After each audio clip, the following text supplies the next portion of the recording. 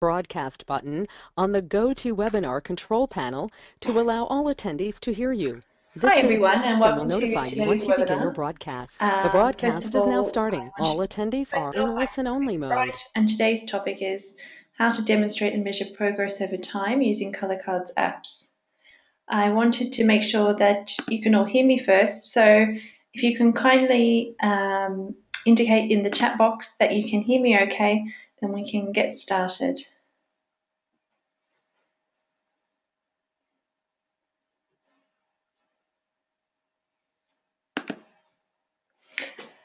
Great, so thank you for those that have indicated that they can hear okay. Today's webinar is in listen-only mode, so if you do have any questions, please pop them in the question box.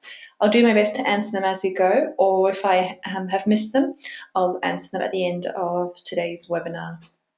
This webinar is being recorded and you'll be sent a copy so that you can access it afterwards, and those that registered can review it later.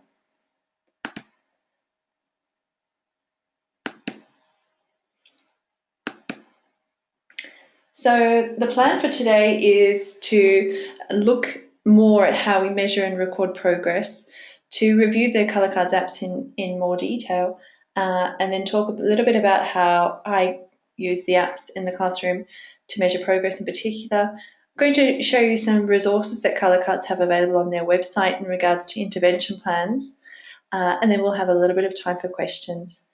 Just to let you know, we have a special deal on at the moment where you can buy any of the apps at a discounted price for £1.49 or $1.99. That's each of the apps individually at that price, and they're available on the App Store. So let's have a think about why we measure progress, and I'm sure if you're speech and language therapists or teachers, you'll certainly have answers ready for this question, but it's because we need to consider what we're doing and whether it's working. And I know that sounds very simple, but it's an opportunity for us to really break down at which level we're working and at which level change is happening or progress hopefully is happening. In my practice over the years, I really try to stick to the impairment, activity, participation, well-being kind of structure to allow myself to review the progress a client is having at each of those four levels. So we measure progress not only to measure the impact of our own intervention, but also to justify our service.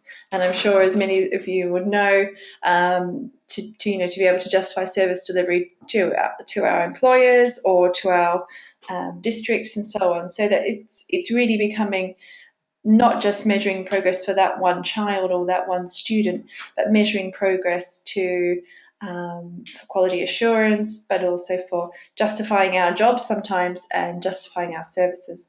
So they're really quite key considerations. As I alluded to, we measure progress for lots of different people, ranging from our own students or our clients, the parents of our clients, the teams that in which we work, ourselves, our schools or school districts, and commissioners of services. I think, if you're therapists or teachers yourselves, you'll be very aware that each of those people need to see progress for different reasons. We need to make sure our students see progress to keep them motivated, for self-awareness, for keeping them on track. We need to show parents that progress is happening again to enable their involvement at a deeper level, to keep them motivated, and to help reinforce what they're probably doing at home, hopefully, to carry over or to reinforce the therapy that's happening in sessions. We also need to do that for our services and our schools to, as I said before, justify our jobs or show what's happening, or to be able to illustrate what a team does. Sometimes that's difficult to always describe, but if you can show progress of individuals and then of groups of students, that really doesn't make it easier to describe what your service is doing. And that can certainly change over time. I think one of the things sometimes as therapists or teachers we forget is that we also measure progress for ourselves. And, I think when we go home and say we've had a good day, it's often because you've seen the student or a client do something that they couldn't do before. So, and that's sometimes quite subtle. And by measuring progress, it enables us to sometimes identify those things ourselves, especially where progress feels slow or isn't as dramatic. By measuring progress, then we can keep ourselves motivated as well, which I'm sure you'll agree is incredibly important. So we need to measure achievement of therapy or intervention goals, either against intervention plans. They can also be progress as reported by the patient or the family. And of course, I'm sure many of you use quite structured outcome measures as well, which would differ across services. So that's what we do measure.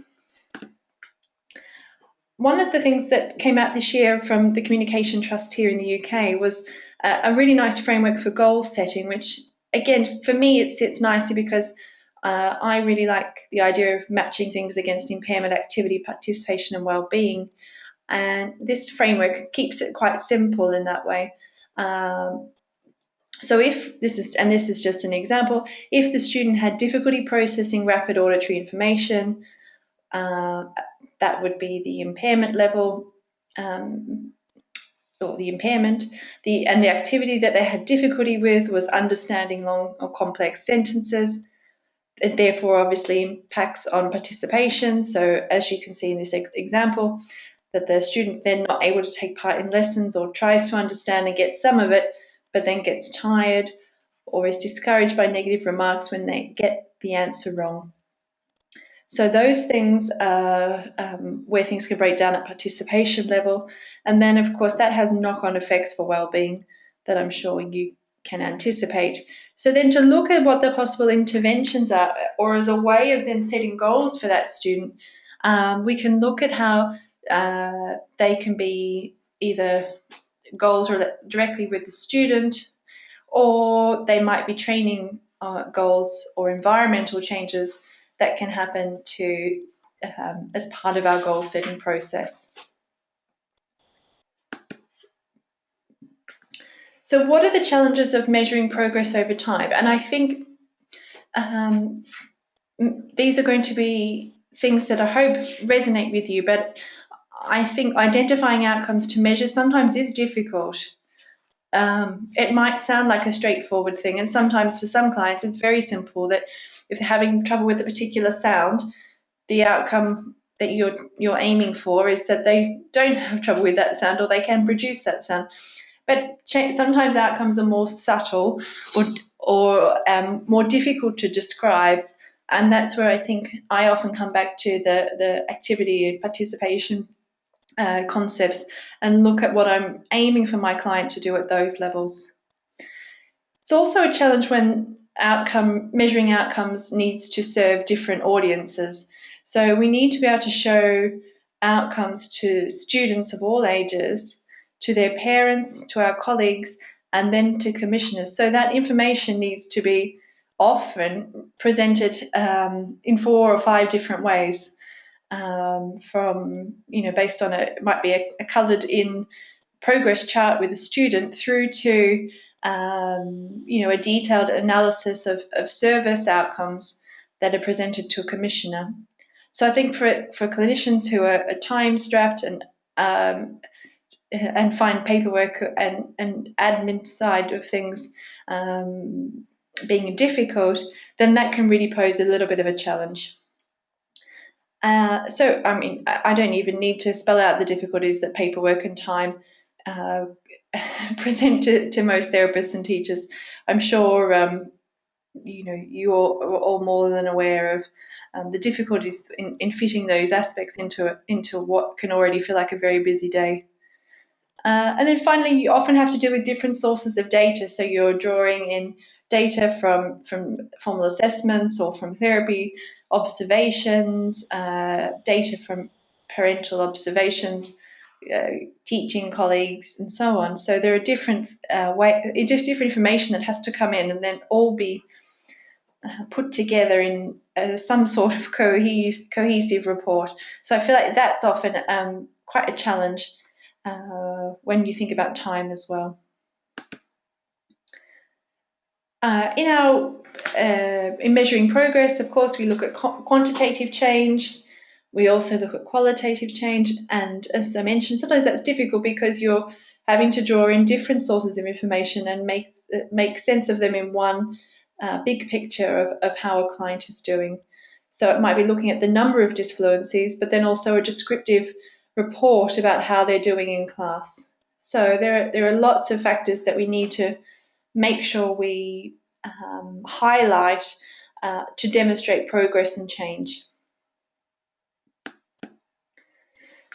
So what I wanted to talk to you about today is how the Colorcards app range measure progress, and to give you a little bit of an idea about how those apps work. For those of you who aren't familiar with them, there are 5 apps in the Colorcards app series.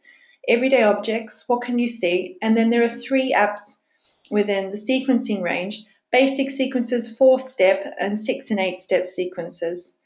And if you are at all familiar with the Colorcards box sets, those titles will certainly be something you've heard before, and they really make the most of all of the things you like about the box sets, but offer additional features as well that an app sort of brings to life.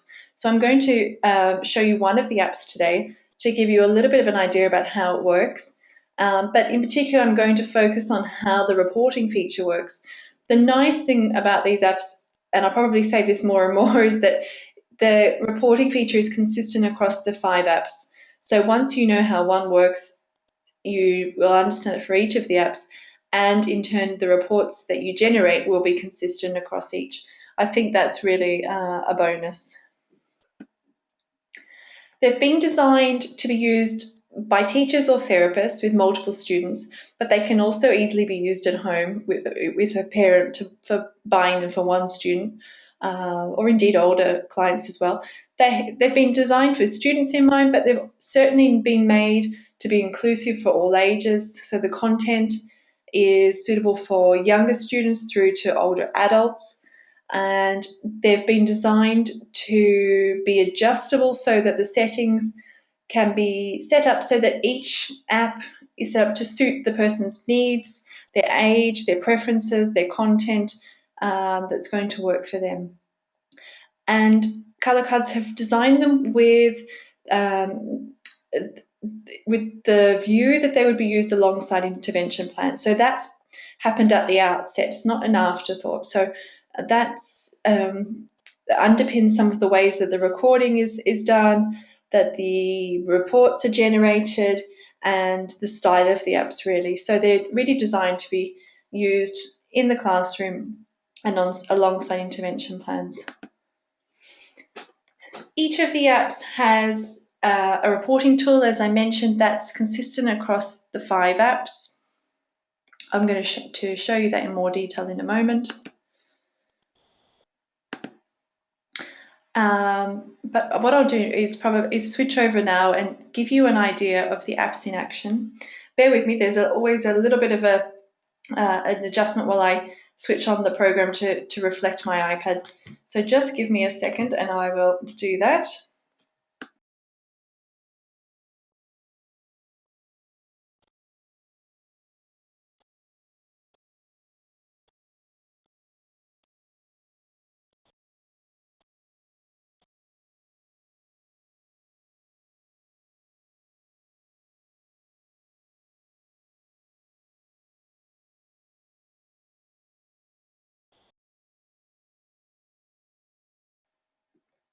Okay, so we're in the middle of the app called Everyday Objects, and I brought you straight into the gameplay mode to give you an idea about what the client would experience first, and then I'll go back and show you a little bit more around the app.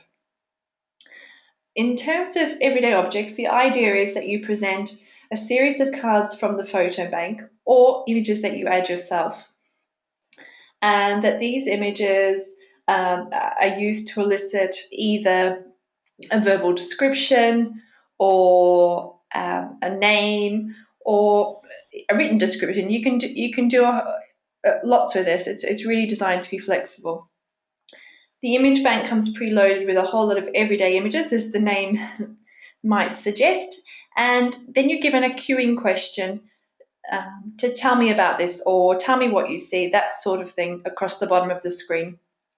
You can also hear that aloud if you want to.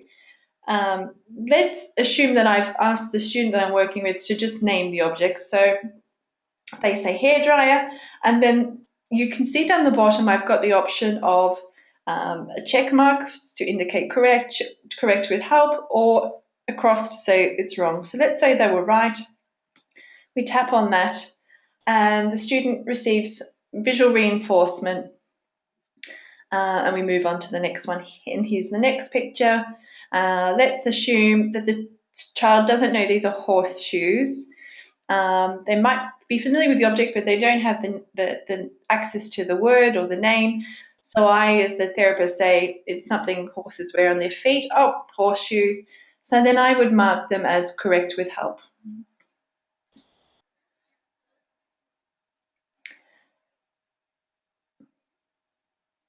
So this continues through a whole series of images that are from an image bank. And I have the option, as you'll see in the top right-hand corner, to press record and then have the student describe what they're seeing, and then hear that back. I think that's fabulous for working on self-evaluation, self-monitoring. So you can see now after we've recorded, there's now a play button next to the microphone in the top right corner. I can press that and hear myself back. Let's assume that the student got that right.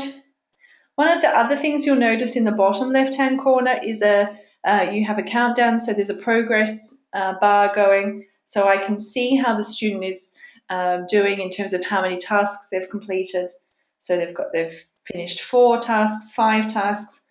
They're doing really well. They're getting them all right today, so we're marking them as correct. And you can see, let's assume they get the last one wrong. I'll indicate that was incorrect. So that completes the series, and then at the end of each set that you've predetermined how long it is, there's a really nice reward animation which is designed to be quite fun, and that you can see that. So that brings you to then viewing the results. So if I tap on view results, you'll see how, in this case, John did with this task. So it gives you the date, the start time, the number of cards that were completed in the activity, the accuracy level, and the time spent on the task. So you can see that there. So it shows me that the balloons was the one that we didn't get right. And I've got space here in the notes to pop down some comments as to how John did, or some observations. And you'll see, if you can, next to you see the check mark, the time spent on each card, and then you'll see whether it was from the easy, medium, or hard category. I'll show you later how you can access that. One of the nice things you'll see in the right-hand corner is an envelope. That's where you can email out the report as a PDF, including the color photos. And I can also export out the audio. That's the button, the speaker with that outward arrow. So I can share the audio, which is really quite unique. I've not seen other apps that do that. So you're able to store or share the verbal responses. And I know as a therapist, sometimes it's difficult to catch everything as you go in a session. So to be able to export that out and share it, or to be able to save it on their file, that really offers you the opportunity to go back later and review that. If you'll see the picture of the sun hat and the sunglasses, there's a little very subtle button on top of that now on the main picture that I can tap on to hear back on the spot the verbal description that was attached to that image as well. So great for either evaluating with the client perhaps, or for yourself to go back and then analyze in greater detail. So that's how the reporting feature works. A couple of other things that I wanted to show you in the app. Sorry, it seems to be a little lag in switching over to the screen that I'm on.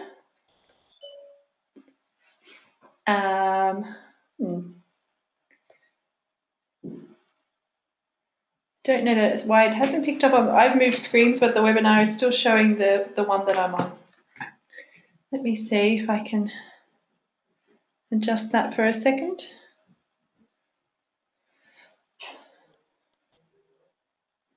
I'm really not sure. I'm just going to come in and out of the app and see if that helps. Bear with me.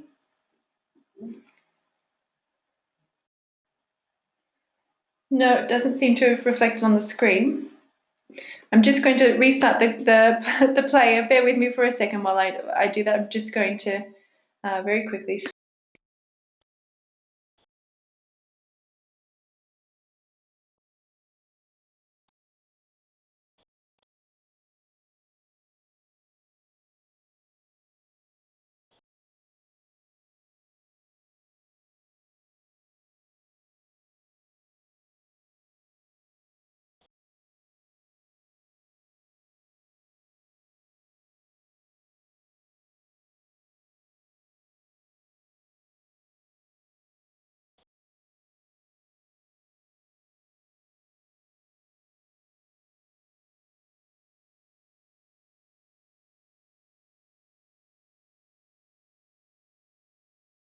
Okay, I'm really not sure why that's not showing what's on the screen.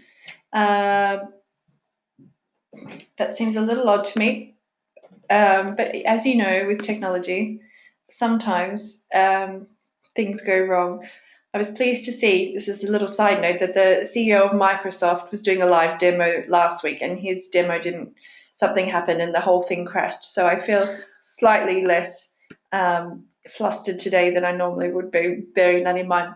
But anyway, what I was going to show you was how you can customize and add the images separately. So you saw the images that I used in the app were from the photo library, but you can add your own images. So I could replace all of those with individual images related to that student. So either classroom objects or objects from home or favorite Star Wars characters or characters from anything that the child was interested in, or it could be curriculum based content. So if you were working on, if it was tying into a science lesson, looking at the life cycle of plants, it may be each step in a plant's life cycle, a seed, a shoot, and so on, that you showed within each of the images. So it really does allow you to personalize the content for each student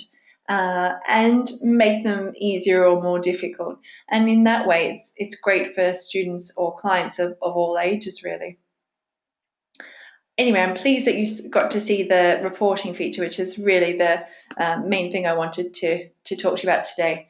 To summarize the apps that are in the range, you saw everyday objects, and ideally it can be used very flexibly, but in particular you can target observation skills, expressive language skills in general, and I'm sure you can, as you've seen the app, think of lots of ways that you could capitalize on working on those targets, vocabulary building, narrative skills. The sequencing range allowing you to drag sequences from 3 through to 8 steps of images into the right order. So that's fantastic for working on both visual, verbal, written sequencing skills. Again, nice for narrative. Has really nice applications in terms of problem solving and predicting that you can use as well. And you can add your own sequence pictures just like you could in everyday objects. So I could add content in relation to sequences from home, personal care tasks, tasks related to school or to curriculum. Might be how to order your lunch from the canteen, or how to get on the bus to go home, and so on. So it really is lovely because you can adjust the content that's in there, and it's really quick and easy to make that personalized, and the reporting remains the same as it does in everyday objects. So how can I implement these apps in the classroom? And I think this is an important question because as a speech and language therapist, talking to a lot of my colleagues, lots of colleagues have lots of apps, too many maybe, and the real challenge is not to find good apps, but to work out how to use them in the classroom with a purpose. And I think that's really the shift that we've seen in the last couple of years, is not just finding good apps, but finding really great ways to tie them into curriculum or to therapy goals, to use them as tools rather than just finding a nice app. Anyway, so there's a really lovely handout that's available on the Colorcards website, looking at how you can implement the apps targeting different areas of difficulty, and there's nice examples for each of those. So I won't read them all out to you, but you can see there's lots of different suggestions about how you can use the 5 different apps to work on several target areas. So it's a really nice resource that you can download for free from the website, and I would certainly recommend that. The other really fantastic resource on the Colorcards website are the intervention plans that are available, and I would certainly recommend having a look at those. I'm going to give you an example now. So, for example, here's there are both blank intervention plans and also some samples on the website. Here's one in particular. So it talks about what the person finds hard, but then it looks at how they're going to use the apps to work on those goals. And then you can see there's a session on the 14th of October and then one on the 16th of December, both with demonstrating how the apps were used to support the goals within this particular student's intervention plan. So they're a really nice template that's available on the website as well. So I would recommend having a look at those. Here's another example.